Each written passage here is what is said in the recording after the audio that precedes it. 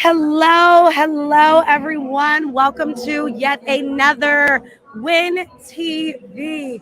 And guess what? We are live from the Washington Convention Center at the Congressional Black Caucus Foundation's annual legislative conference. It is the 52nd annual legislative conference, and this is day three. And let me tell you, it has been a conference filled with so much information, so many amazing thought leaders, business leaders, obviously politicians are all up in the house, and tons of celebrities. Some of the celebrities I've spotted thus far include Diddy, aka P. Diddy, aka Love.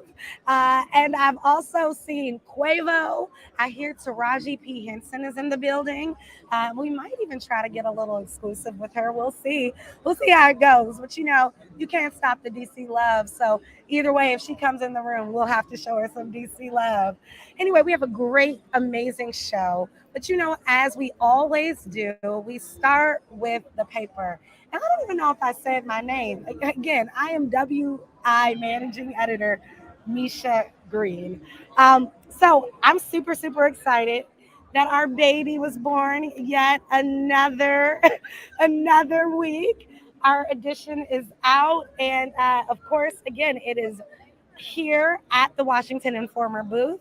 But we also had some special coverage. If you got your paper last week, you had it as an insert in your publication. But we did a special Congressional Black Caucus annual legislative conference supplement, which had a lot of pre-coverage as well as information about the caucus, history about the caucus, and where you can go to not only have a good time, but do all the sessions and get and soak up all of the information here at the Congressional Black Caucus annual legislative conference. So, without further ado, I think it's time to bring on our first guest, and I'm really, really excited to have Cristina Becker from Human Rights Watch here on the show today. Cristina, how are you doing?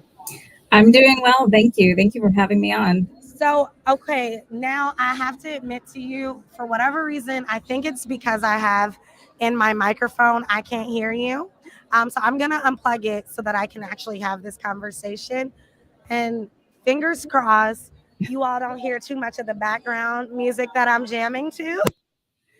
I don't mind. I can't hear you though. Can you hear me now? Yes. Okay, we are back and ready to go. Is it too much background noise or are we good? No, I think it's great. Okay, well, thank you, Cristina, for dealing with our technical difficulties live from the Congressional Black Caucus Foundation's ALC. First of all, how are you doing? Doing good and really excited to be here and talk about the Chagosian history. So I know that one of our publishers from the National Newspaper Publishers Association just walked in. So I know that this is a major human rights issue, and I have to admit, until yesterday, I didn't know much about it. Can you tell me what's happening with the Chagosian people and how long this has been occurring? Yes, sure. And you're not alone. I think most Americans don't know anything about the Chagosian struggle or their history. So a little bit about their background. The Chagosians are their ancestors are formerly enslaved people who were forcibly migrated from the continent of Africa to the Chagosian Islands. Chagos is a string of islands off the eastern coast of Africa and in the middle of the Indian Ocean. They're very small islands, but they were moved there and forced to work on plantations there by the British and French. But over the course of time and after they were freed, they really developed their own rich culture, their own language, their own customs, their own music, and are really a vibrant culture. And they lived there for hundreds of years, left alone until about the 1960s. So at the time, the UK government controlled those islands. But what a lot of people don't know is the US involvement in that. And so the US and the UK had a secret agreement for the US to give them $14 million to establish a military base on the main island of Diego Garcia. Some people might know that name because it has been a military base for about 50 years. They just don't know the horrific origins of it. And in the 1960s, late 60s to the early 70s, in order to build that base, the UK and the US forcibly moved the Chagosians off of all of their islands, not even just that one island, all of their islands, sometimes by gunpoint. They burned their houses, they killed all of their pets, and they forced them onto a ship and moved them to Mauritius and the Seychelles. So everything that they had worked so hard for, including a safe space, which their ancestors did not have, where it was all destroyed and taken away from them. And then they were moved to neighboring islands of Seychelles and Mauritius, and were moved into impoverished communities because they came with nothing. They came with only what they could basically carry. And so since then, they've been plagued with poverty. And all they want is to go back to their island. They want to go back to their homeland. So they're not even asking for the base to be moved. They're just asking for the right to populate the other islands, and to work on the base if they would like to. And so far, that has not happened, and they've been asking for 50 years.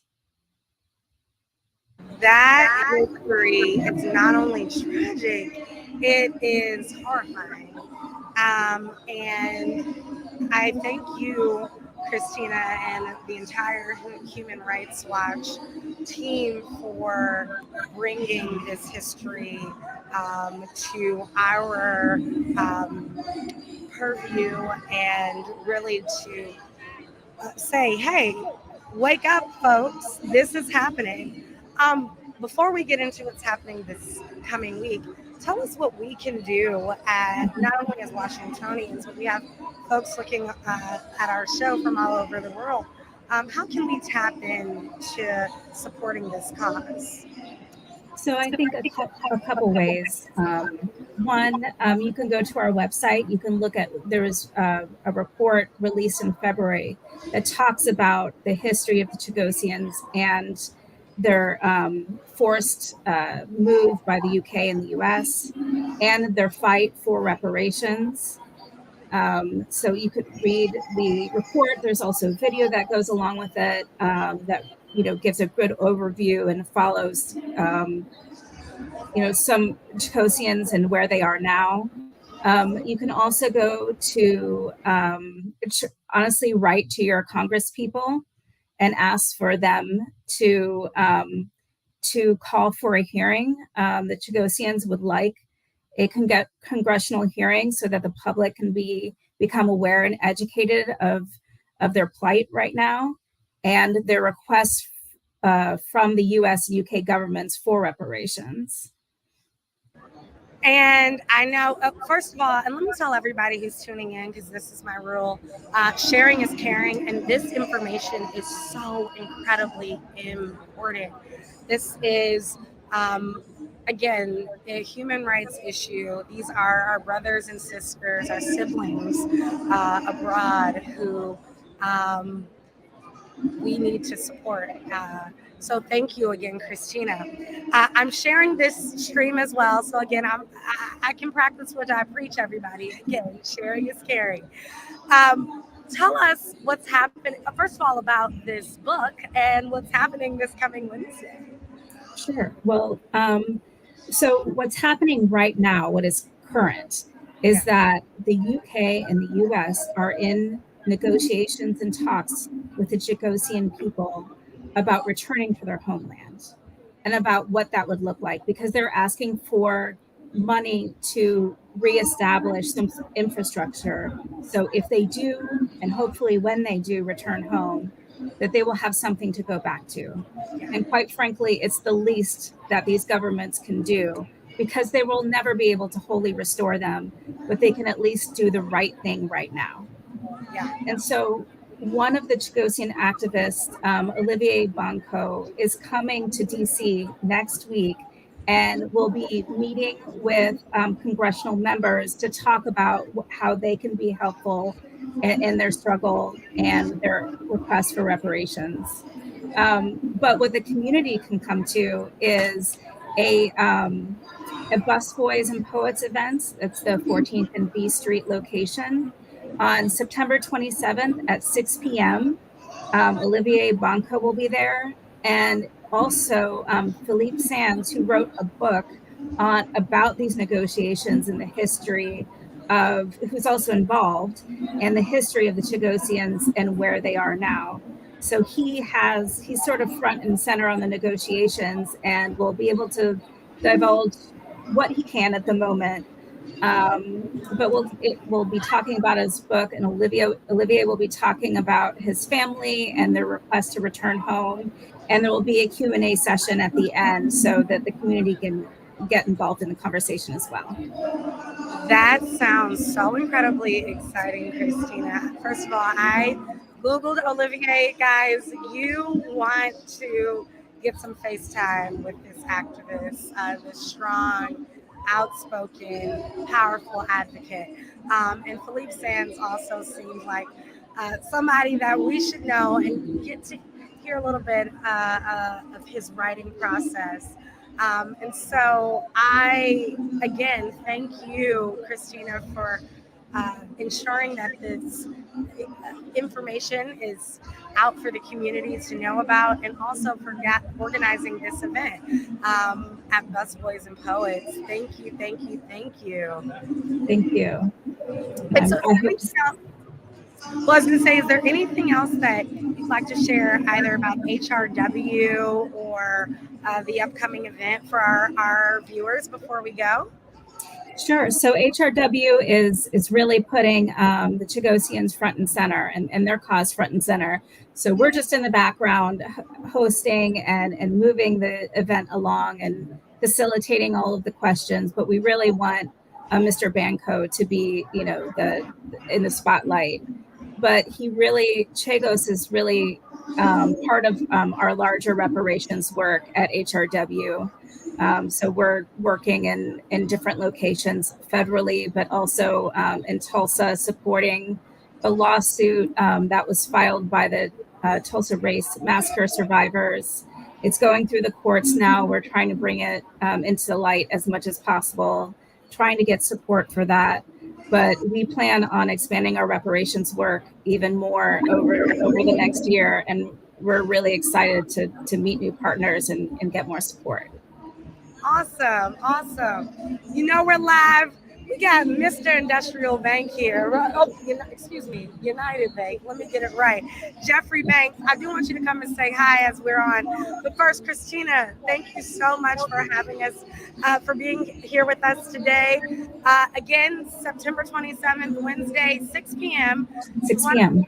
We want to be at 15th and V, Busboys and Poets, for this really important event. To follow things, all HRW, what's your website? HRW.org. That's HRW.org. Thank you so much, Cristina. Take Thank care. You for your time. Thank you so much. Take care. Bye-bye. Jeffrey Banks from United Bank. How are you? Fantastic. We're live here on the Washington Informer's Win TV. You want to say hello? Hey, everybody. We all appreciate Denise, Rolock Barnes, and the whole team from the Washington Informer for keeping us informed. I know I'm supposed to be down in Florida with Denise. She's down there now fighting the good fight with DeSantis. So I couldn't make it down there, but I said, at least let me come over here and hang out with my folks. Thank you so much. We appreciate it. And I think I now have our next guest. I want to get I think Stephen Wise is first. And then we'll loop it back in. Yep, I definitely will. So give me about 5 minutes, 5-10 minutes. Hello. And how you doing today? I'm doing well. How are you? Better than most, not as well as some. Well, that is what they say. Dave Hello. Johnson, right? I am David? live right Yes, My now. buddy, I do business. I with am him. going to I got say Rick hello. Smith From Belcourt. I do a and lot of business. In I wanna come and hospitality. find I have you. a lot of friends that sit on your board. I have to say, Okay, this lady okay. doesn't even live in DC anymore. So y'all, look, we're live and in living color today. Hello. How you doing? Now, Stephen A. Wise. Keith, Keith A. Wise. Keith Evan Wise. Keith E. Wise. E. Wise. Right. Keith E. Wise. Right. And your dad? I'm Daddy. That's Daddy. Book of Daddyisms. The Book of Daddyism. Words from the Wise. Okay, so Keith Evan Wise and Deshaun Wise Porter is My daughter. That's what Princess. I assume. That's Princess. So first of all, before we even get into this book, tell us what got you even inspired to sit down and start writing with your baby girl. Well, if baby girl asks for something, Daddy's gonna try and do it. All right, that's where it starts. But the reality was, I used to make phone calls to her at 5 o'clock in the morning, midnight, 3 o'clock in the morning, just to say little things, little pearls that were sticking in her head. I did not know that she kept some of that stuff. So last November, we were sitting around. She said, "Dad, all your friends are good fathers, whether they're in the house or out of the house. I'm tired of seeing black fathers being run down." She said, "Dad, what can we do?" So I said, "Let's write a book." Love it. And then so she said, "Dad, I have some of these things." I was shocked that she had so much of it. So I said, "Let's start out with a theme." So the theme was, are your children, parents want to know, are your children listening? In this book, you'll get some answers. The fact of the matter is, children listen both positive and negative. The second thing she said, "Dad, all your friends, I have never seen any of them down." And I said, "Okay." She said, "Why is that?" I said, "Because we know ourselves. Most important thing is to know your value, know what you can do, know what your superpower is. So if somebody asks you to go build a bridge, the answer is no. But if somebody says, 'Can you help me do this?' the answer is yes." I'll give a more practical experience. The person needs a car. Why go out and pay a Lexus for $900 a month and not pay for something for $300 a month and use that $600 for something else? That $900 a month causes stress. You don't need to do it. So based on that, we started putting some of this book together. From a spiritual side, which is even more important, this is grandma and grandpa. Yeah. They taught us the value and the power of silence. When you're praying and God talks to you, you have to be silent. They say, be still. Okay? If you follow that word, Jesus never yelled. So why are you yelling at your children? Okay? Now, we take that aspect, and I see male child, I'm going to talk about male children right now. You can crush their spirit by 5 years old by continuing to male up because their image of themselves is negative. So by the time they're 8 or 9, they got a gun in their hand. Right? If you don't yell at them, chances are it's going to be different. That's point number one. Second component is Jesus said, love everybody in the world. Okay? But he only kept 12 people around him, those 12 apostles. So if you're smart, love everybody in the world, but know who your 12 are. Okay. Make sense? Yes. Okay. So I hope y'all are getting these daddyisms, all right? So Get your pen and paper out. So this was all part of the practicalities. Now, what we also found out is that if we're going to go forward in our life, children need heroes. Our goal in this book of daddyisms is that for this Christmas, I don't want anybody to go shopping and spending too much money. I want them to buy the book, read the book, give it to your friends, and then each family find a historian in their family. And then what they start doing, you start pulling the stuff from Uncle Hans, this, that, and the other, and the kids, and you give it to these kids. Yeah. So when they go into 3rd grade, 4th grade, 5th grade, or 6th grade, and the teacher says, I want you to write a story about an American hero. I don't want to hear about George Washington. They're going to talk about Uncle Jeff. Yes. We're talking about Uncle Dave. Yes. When a child believes in themselves, they're not going to make those mistakes. I love this. That's the book of daddy. Keith E. Wise. Where can people find this? This book, again, this book is available on Amazon, Barnes & Noble, Books A Million.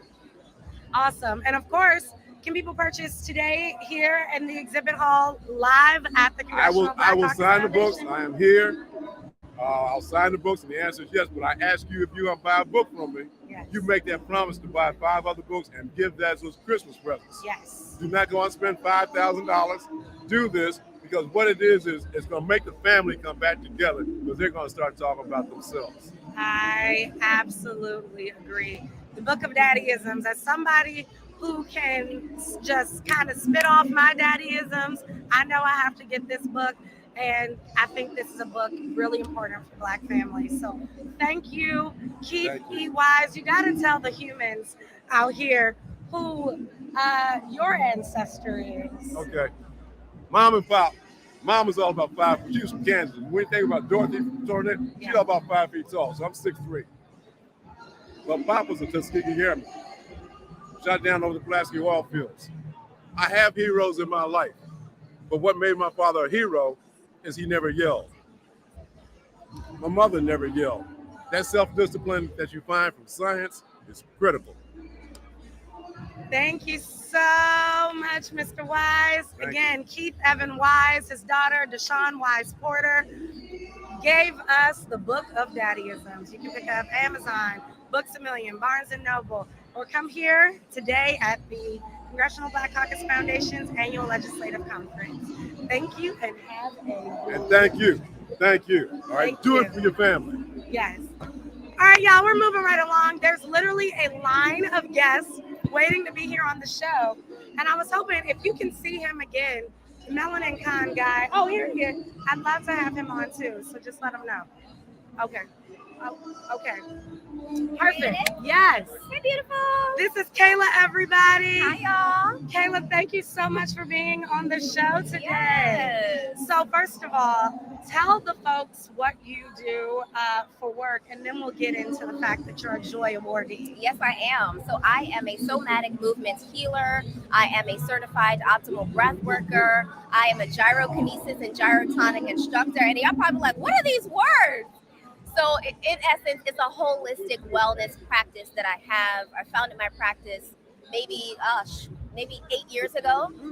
After chronic pain and going through trauma, after having left the stage as a professional dancer in theater in Broadway, I had a car accident and it rearranged my spine and just all of the alignment things that we go through after having traumatic experiences. For some people like me, it's physical. For some people, it could be emotional, losing a loved one, having something happen to a trust fund or your money, or a major loss in life. It affects our body. So I walk people through how to undo that in natural ways, whether it's through one-on-one sessions or healing retreats. Yeah, that's me. Kayla, I absolutely love that. And the Washington Informer folks know I geek out when it comes to my fellow artists because I was a theater major and, we spend years working our bodies as dancers, as actors.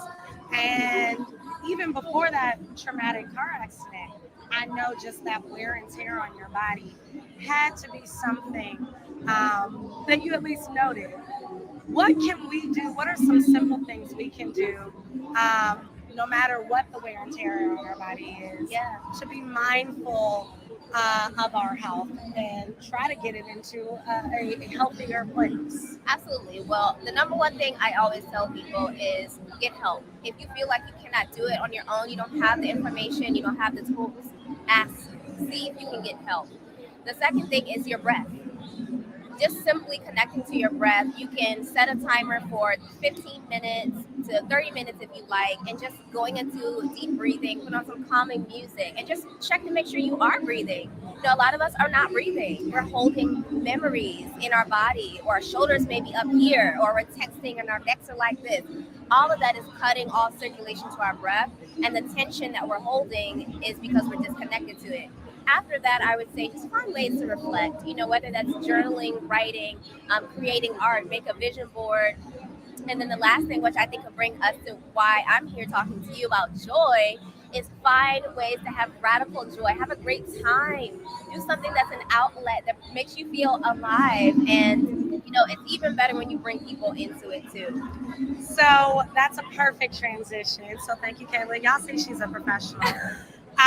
Is you are a Joy Awardee with the Boris Lawrence Henson Foundation, which obviously is a hub and really a beam for Black mental health. And so I know the organization is celebrating 5 years, but you as a Joy Awardee gets to celebrate a lot.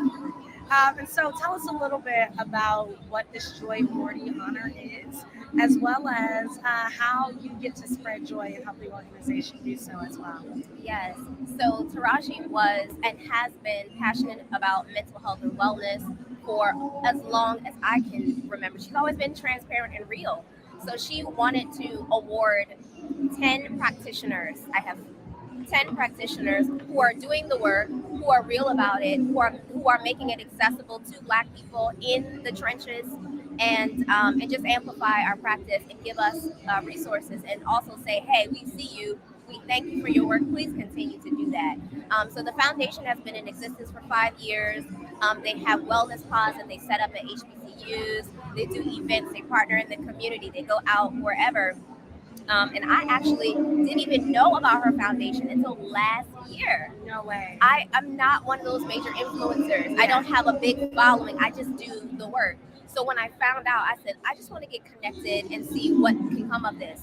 When they called me, I was in a meditation, and I was like, oh, that's what's up. They were like, you've been nominated. We wanted to let you know. And I was like, oh my goodness.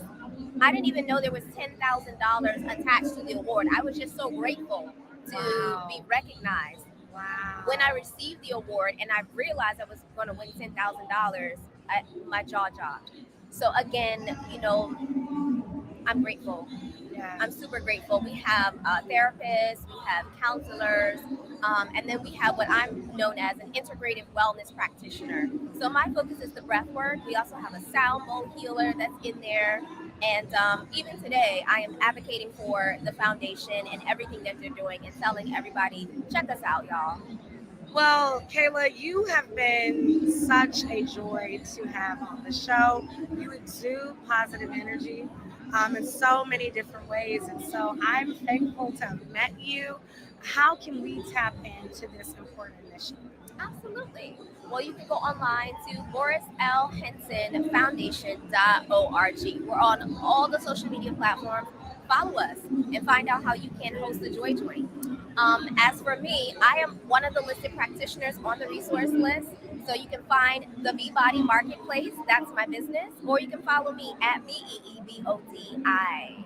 Well, y'all, I need you to follow both of those organizations, because let me tell you, just being in Kayla's presence, I think I've gotten a little extra burst of energy myself today. And so I thank you so much. Y'all, this woman said that she got the call for this award as she was meditating.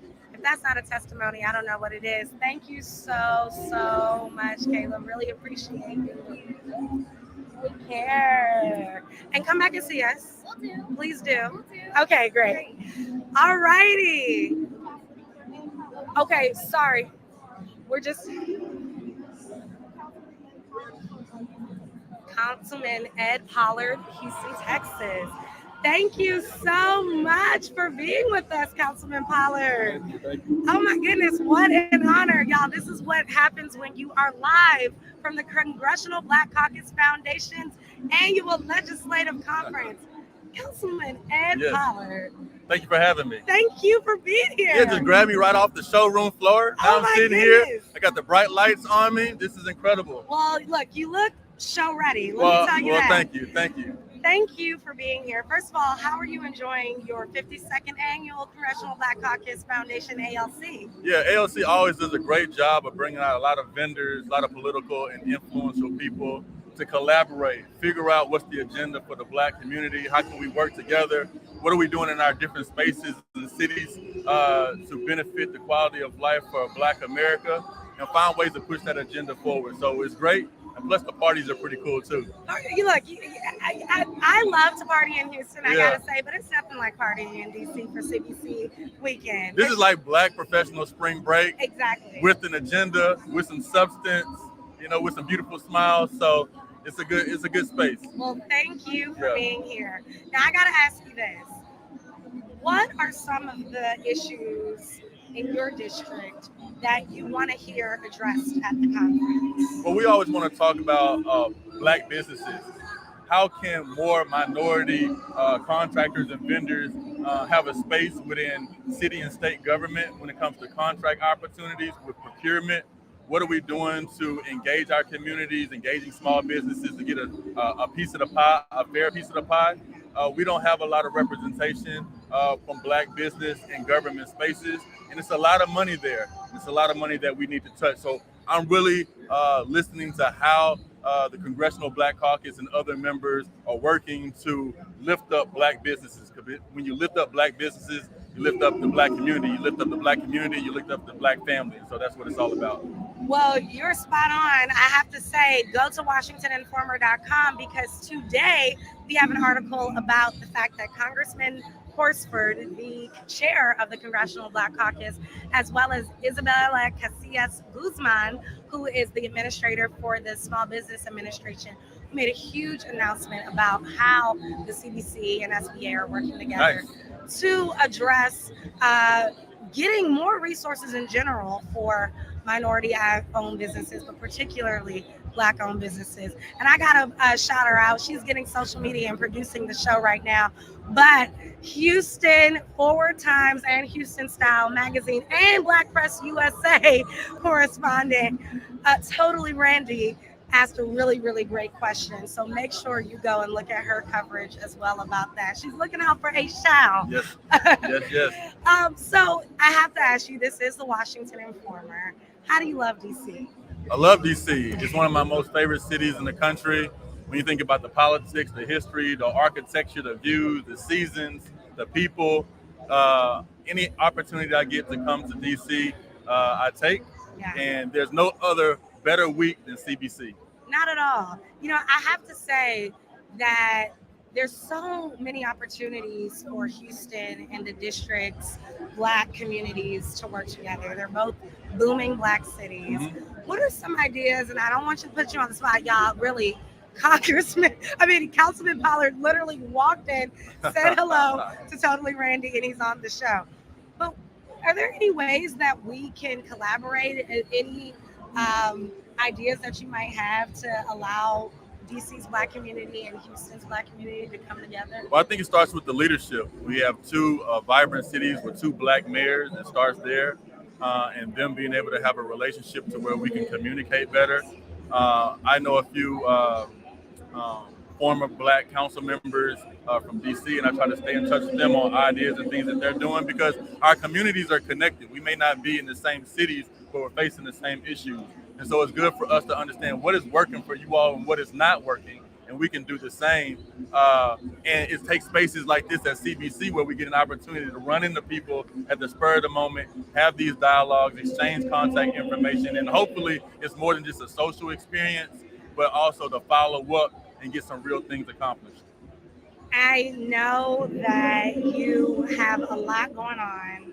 How can we at the Washington Informer, as well as all of our viewers, keep in touch with you, Councilman Pollard, and all the wonderful people of your district? So I'm on all the social media platforms, Edward Pollard, Pollard. Find me on there. We put a lot of content about the things that we're doing. If you see things that are of interest to you, shoot me a DM. You know, I use the DMs like an email. I will respond. Look forward to hearing from you and working together. Yeah, Councilman Pollard said slide in his DMs, okay? Thank you so much for being here today. We really appreciate it. And you're always Washington Informer family. Yes. Remember that. Alrighty. Thank you for having me. Take care. God bless you all. All righty, everybody. That was such a wonderful surprise and treat. Moving right along, because this has just been an amazing day of Black excellence. Hello, Yes. How are you doing? Doing great. Happy to be here. Well, thank you so much, Andrew, for being here today. Now, I'm going to show off your book for a second. So we met Andrew yesterday. He is one of the amazing authors here featured at the author showcase at the Congressional Black Caucus Foundation's annual legislative conference. So, Andrew Beeman, how are you doing today? Doing very well. Happy to be here. 52nd 52nd ALC. 52nd ALC. And we know it's been quite a year and quite a time even getting to this point. So thank you for being. Now, you're not from the DC area. You're traveling from New England region. Yes, Connecticut. Yes. So how are you enjoying DC? I love DC. I lived here for 10 years. Okay. So I know it, I love it, and I always attended the CBC. I Yes. always attended. So it's great to be here and be a part of it now. Yeah. Well, it's nothing like being able to see it from an attendee point of Right. view, and now coming as a professional, really being highlighted and showcased here. Tell us about your book. Yes, my book's name is From Promises to Progress. It's a leadership guide to help people, leaders, implement racial equity. And this could be in the workplace, be a nonprofit organization, a city, so just anywhere where there's leaders that want to implement racial equity, it's a guide to help them do it.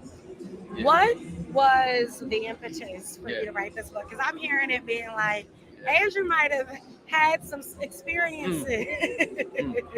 Yeah. What got you picking up the pen and paper? Yes, what finally drove me to pick up the pen and paper was after the murder of George Floyd. So 2020, you see tons of organizations stepping up and making statements. So they're making the statements recognizing that systemic racism exists, and they're thinking we should do something about it. Some even went as far as making promises. Said like by 2025, we're gonna double the amount of Black senior leaders at our organization. But as I was watching this happen, I said, there's no way they're going to be able to execute this by 2025 or 2030. It's not going to happen doing it the way they've been doing it, doubling down on the same old strategies. So I knew they needed a guide to actually do it. So this is really for anybody that's a leader that wants to do the work. It's not to convince them that they should do racial equity work. If 2020 didn't convince them, then I can't help them. Right. But those that want to do the work, that's just struggling and just want to know how, this is the guide to help them. Well, I know that there are a lot of people who are passionate about that racial equity work, but don't know where to start. Yeah. Can you buy the book? Yeah. But I'll give us a few tips about where we can start to put in some of that necessary work to be interrupters. Yeah. So the first thing that you can interrupt is a lot of times leaders, they do the it's like the low-hanging fruit. You have the events, the Black History Month event. So I would say, as an interrupter, ask them when they do the Black History Month events, do it with a purpose. Do a party with a purpose. I mean, I'm all great. Networking is fun. You go do the event, but ask them to share with their teams what changes have been made over the last 3 years. If there's any data that they can share, whether it's customers that they have now, how they changed the market segments, how there's been more recruiting, promotions for Black leaders, tell them to share that data. And Awesome. And where can we purchase the book? You can purchase the book on Amazon.com. You go right on Amazon.com. From Promises to Progress, you can find it there. And you can also reach me on my website, AndrewBeeman.com. Well, thank you, Andrew Beeman, so much for being here with us today. We really appreciate it. Amazon.com, Yes. AndrewBeeman.com. Either way, From Promises to Progress. I need some progress. So, look, I know there's a lot of businesses saying it. Luckily, here at the Washington Informer, racial equity is our thing. But we get to report about successes in it, as well as, unfortunately, some of the challenges. So please, Andrew, keep us posted. You are Washington Informer family. I'm part of the family now. You're a part of the family. Thank you. Take care. So, y'all, we are literally like moving right along on this show today. So we have our next guest is an entrepreneur who specializes in business and really helping other people tap into franchises, etc. So without further ado, hello, Sylvester Ford. Hello, how you doing? I'm doing well. How are you? I'm fantastic. Please today. come and sit down on our show. Well, thank you. Thank I'm you glad for to being be here. Well, thank you for being here. We so appreciate it. So moving closer, you know, just so that the people can see your dapper suit. Okay, y'all. Yes, those are pinstripes.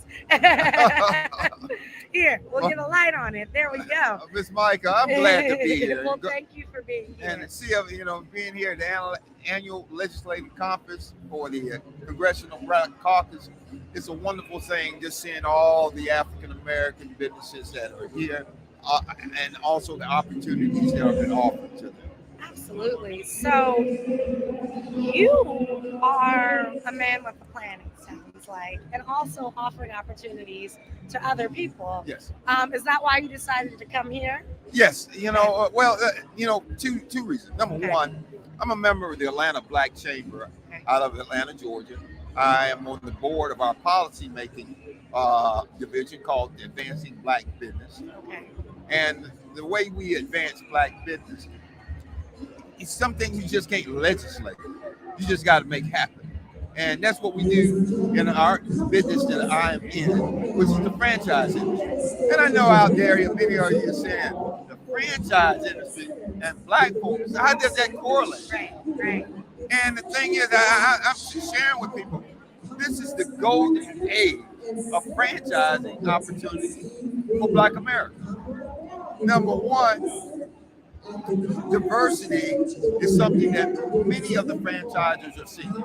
Now, they ain't giving no giveaways for you to be that, but the thing is, get extra training, larger territories, maybe work out the way in which you pay some of your fees or get offered some other incentives.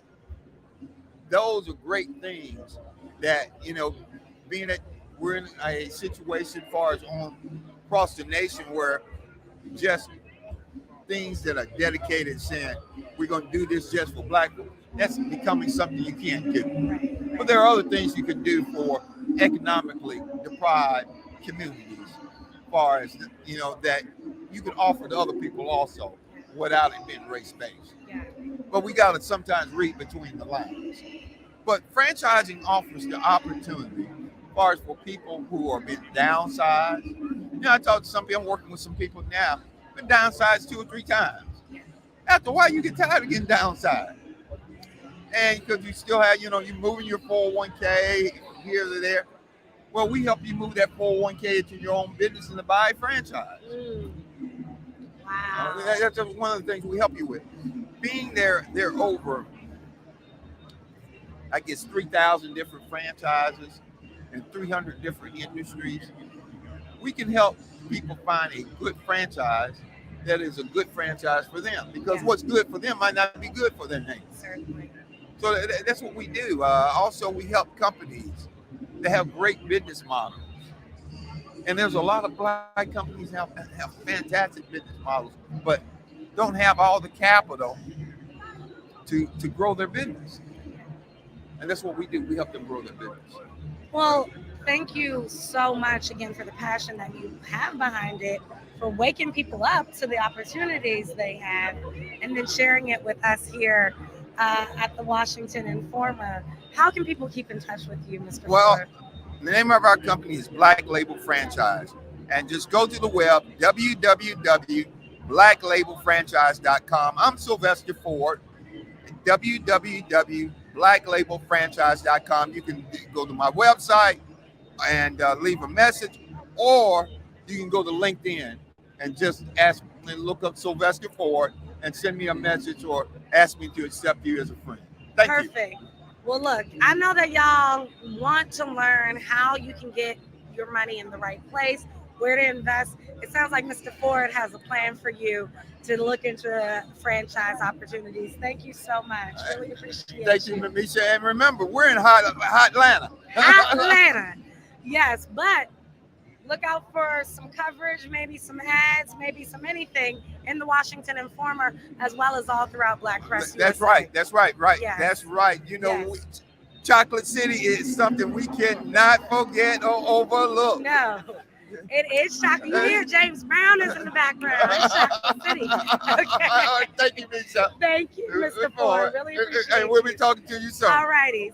Sounds good. Okay, bye. Guys, I can't believe we've already had such a booked show. We've had so many amazing guests, and it's still going. It's still going. It's still going. Hello. Hello. How are you? I am lovely. How are you? you? I'm doing well. Thank you so much, Renee, for being here with My us pleasure. today. My pleasure. So tell us a little bit about why you decided. First of all, Dr. Renee is another Author. author as a part of the Author Showcase Yes. at the Congressional Black Caucus Foundation Annual Legislative Conference.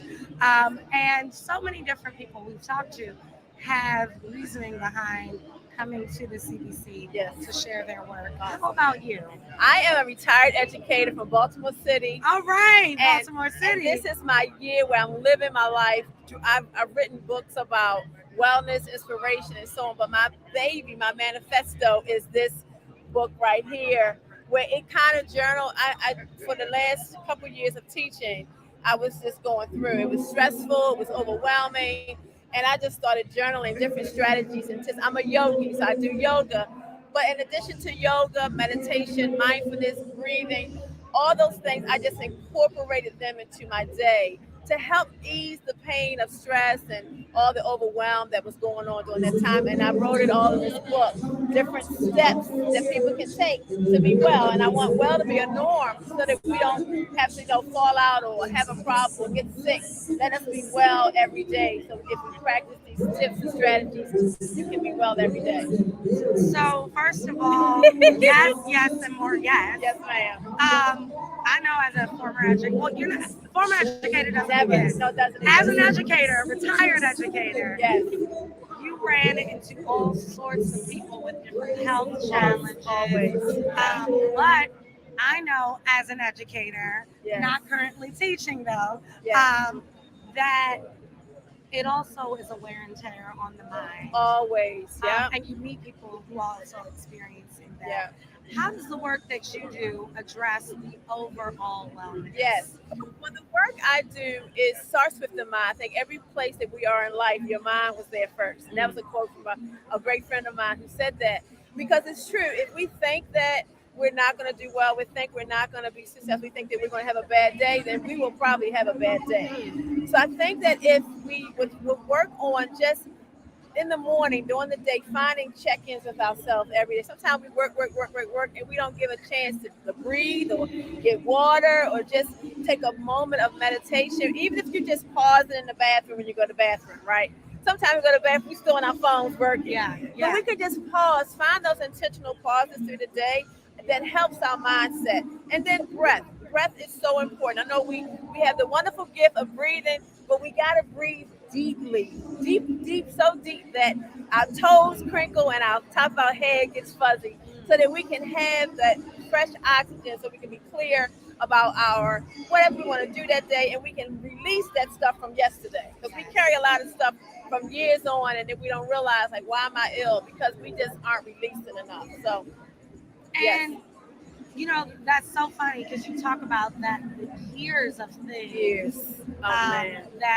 that we carry with us, and sometimes it's passed down again to our kids. young people. Yep, it does. Does your book help us so that not only we can feel whole, but really help the family unit? That is why I wrote this book, because as an educator leaving education, I didn't want to leave teachers not having a tool. I don't know. That's just my heart. I love teachers. I love what they do. They are so important to what we do in this work and raising kids and families and so on.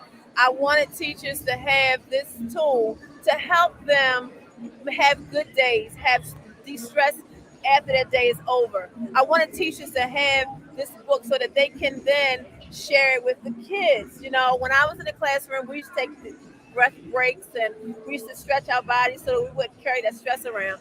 I think that my book talks about 5 different ways that we can make sure that we have the tools we need, that teachers need, that cost them nothing, that can help them be well and thrive in the classroom to give to our babies. Yes. Well, thank you so much. I'm so glad. Thank you. I mean, this has been so wonderful. Can we show off your book? Absolutely. Show off my book. Yay! Look, y'all, this is not catfish. You see, she's that pretty in real life. Where can we purchase? It's on Amazon. Be Well at Work, 5 Amazing Strategies for Wellness is on Amazon, and I have signed copies over here today, so thank you. Perfect. If you're at the Congressional Black Caucus Foundation's annual legislative conference, Make sure you come and Thank see you. Dr. Thank you Renee. so much. Thank you, thank you, Thank you. Guys, this has been such an amazing show. I can't believe we're wrapping up already. We have one more guest, I think. And so look, we could be here all day, guys, honestly. Look at how amazing our guests have been. We might even have to. Uh, we might even have to catch some of our informer folks before we wrap up because I'm not going to let anyone go. Well, hello, Doctor. Now, is it Tamara or Tamara? Tamara. Okay, look, you get it right every time, right? Okay, thank you, Dr. Tamara. No, I'm not a doctor, but bless you. Oh. Sorry, y'all. Yeah. I can't read. It doesn't say that. Yes. But we're not. Hold on. Show my. We're not. Look. I'm here in my personal Yes, capacity. but yes, it does not. Tamara L. Wellesley. Yes. Tamara L. Wellesley. Yes. Thank you so much for being here. Thank you. So you are also an author with the Showcase. Exactly. Thank you so much for coming and stopping by at our booth. I'm happy to be here. Look, our authors are really, I want to emphasize this, everybody. Our authors are taking time from their booths and livelihood and sharing of their work to be here with us today. Thank you. Now, you have 2 books to share with us today. Yes. Tell us a little bit about, before we even get into your journey, your background, as well as what got you to pick up a pen and paper. Well, I come from a very unique perspective. I work, I have the blessing to say, I work on Capitol Hill. Yes. I work in senior leadership for Congress. As much as it is a blessing, it's also been a challenge because there are not a lot of people who look like me, look like us in senior leadership. So my writing really formulated out of a form of therapy, if you will. Frustrations, I would oftentimes leave work meetings, and I would just start documenting how I would feel by writing poetry. Also, my poetry speaks to a lot of the social justice issues that have been occurring, like in 2020, George Floyd murder. A lot of my poetry also has faith-based themes, but it's all about advocacy, empowerment, ensuring that our voices are heard and that we're not just seen, or even in some cases unseen and invisible. So just empowering others. I could be completely complacent in my senior level status, but I have an obligation to make sure that there are more seats at the table for others, and it's not just about me. Y'all, I am getting chills listening to you speak. Wow. Thank you, 1, for all of your service, but 2, for having the bravery to step out on faith and really take to the, okay, perfect. I would love that. I'd love that. Okay, perfect. Thank you. Look, we got to just show off Mama Durant. Wanda Durant just came over here. And so that is why I had to have a quick off-camera moment. But thank you again, like I said, for taking that leap of faith and really being a representative in your everyday work for others and to give us a seat at the table as well. Tell us about your works here today. Well, my first book is Power to the Poems, turning points. I can Vanna White it out. Turning points into poetic action. And this I wrote in 2019. It was when 45 was in office, and in just a lot of civil unrest, which we have been accustomed to for years, obviously. But this book really came from a place of pain. Again, a lot of what I was experiencing in the workplace, lived experiences, and also what was experiencing in society in general. And then my second book is Surviving the Storms to See the Sun Rise. And this was published in 2021, whereas my first book came from a place of pain. I think this comes from a place of purpose. Not that my first book was purposeful, but this shows my growth spiritually, speaks to how joy will come in the morning, and that we truly, no matter what we go through, we have endured a lot as a race, and we are continuing to endure a lot. where there are those who are seeking to retell our history, to water down our history, to whitewash our history.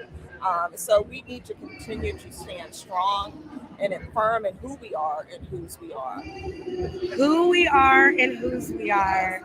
We must stand firm in that. Now, Tamara, I have to ask you. I know this book is for everyone, but there's something to me that screams women's empowerment from you, particularly after hearing a bit about your own journey. How can we learn from this, and particularly, we think about Black women and all that we endure in particular. Does this give us a little bit of empowerment as well? You just have to know that you have within yourself the power to bring about change. There's something about putting words to paper, but you have to bring those words to action. And so you have to be actionable, and you have to use your voice. You don't have to have the loudest voice. When I say use your voice, it could be actions, but also it can be speaking out and speaking up and just calling out injustices. And that's what I seek to do, such as in one of my poems where I really want to emphasize that you just can't use us to be tokens. Yes. And that point is, you can't be inclusive if you leave people out. You can't invite me to the table if you still have your doubts. You can't use me as a token to be seen and not heard. You can't disrespect me and think I won't say a word. You can't put me in a square because I think outside the box. You can't encircle my mind because I got freedom of thought. You can't skip to my loo and then skip over me. You can't halt hate with hypocrisy. You can't tell me to pull up my bootstraps when you put shackles on my feet. You can't understand my struggles when you live on Easy Street. You can't even see me when my presence is right here. You can't really know me when your vision is colored by fear. You can't tell me that what I'm feeling is not really real. You can't define who I am. And my joy, you can't steal. I am almost moved to tears. I'm just trying to keep it together. Thank you so much. And we have to remember we have the power from within. And I also want to say my style of poetry is lyrical. I write poems that rhyme. That is a style that some may not like to hear all the time, but I like to say I'm a combination of Dr. Seuss meets Maya Angelou. I was going to say Dr. Angela Angela. Davis. Yes. So, but I feel like I have a message to tell, and it resonates well. And I just want the Lord to continue to use me to help others be empowered, just like I feel empowered working on Capitol Hill and being challenged because of how I look and who I am. Wow. Tamara L. Wells Lee. Amazing meeting you. Thank you for your artistry, your words, and bravery. And just, I have to say, please continue sharing your art and your words with the world. Where can we find you? www.tamarawellslee.com. If you go to my website, there are links to all of my social media. Awesome. And also you can call, that's my formal government name, but I usually go by Tam. I am Tam. Tam is who I am. Tam, I am Tam. And look, in Tam, there is Dr. Zeus, Angela Davis, Dr. Maya Angelou, and a whole lot of God. So thank you so much. Thank you for this opportunity. Really, really appreciate you sharing your journey with all of us, and continue fighting the good fight through the words. Thank you. Oh my goodness, guys. This has been one of the most amazing days. I am so fired up, so excited by the wonderful entrepreneurs and authors and politicians and artists we got to speak to today on Win TV. I am so thankful for all of our viewers. Guys, But you know what you got to do? You got to share this stream, okay? Because sharing is caring. And if you haven't done it, remember to go to www.washingtoninformer.com, subscribe, check out all of our amazing articles and content that we have, and follow us on social media. Everywhere you can follow us at Wash Informer. Thank you all. Have an amazing, amazing rest of your day. And stay tuned for all the rest of the coverage we have here at the Congressional Black Caucus Foundation Annual Legislative Conference. Be blessed, everybody.